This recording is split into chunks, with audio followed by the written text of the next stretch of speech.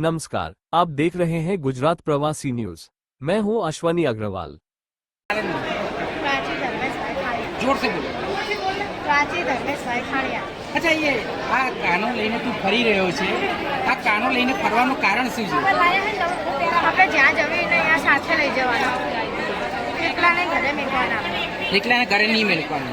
પછી પણ આ સાથે લઈ જવાનું કારણ, તને સાથે આ લઈને ફરવાનું કારણ શું છે? કઈ તું કયા કારણોથી તને આ રીતે રાખે છે? ગર્વ થાય છે મને। ગર્વ થાય છે। આ જેમ કે તારા મમ્મીએ કીધું કે તને સપનામાં આવ્યા હતા, ખરેખર હકીકત છે કે ખાલી ખાલી કે છે? 3 દિવસ અલગ આવ્યા। 3 દિવસ અલગ આવ્યા। શું કીધું સપનામાં આવીને?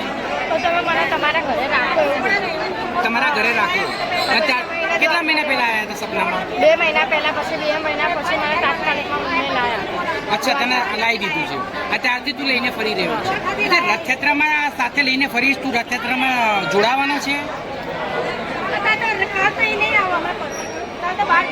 અચ્છા, તારા પપ્પા શું કરે? તું કયા ધોરણમાં ભણે છે?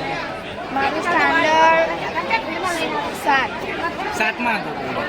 તમે કેટલા બહેનો છો? 3 બહેનો છો।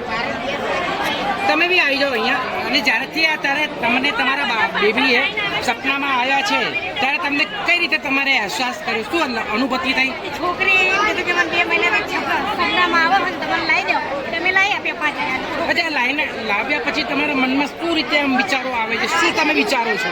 અમે તો બધું સારું જ વિચારીએ, અમારી રીતે બધું રીતે અમારે સારું હોય। ક્યાં રહો છો? ક્યાં? અમે ગીતા મંદિર 84માં। અચ્છા, ગીતા મંદિર 84।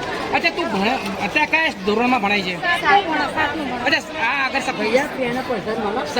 7મું ધોરણમાં ભણે છે।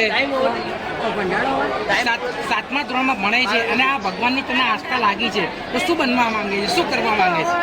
કે છે બનવાનું આગળ વિચારો।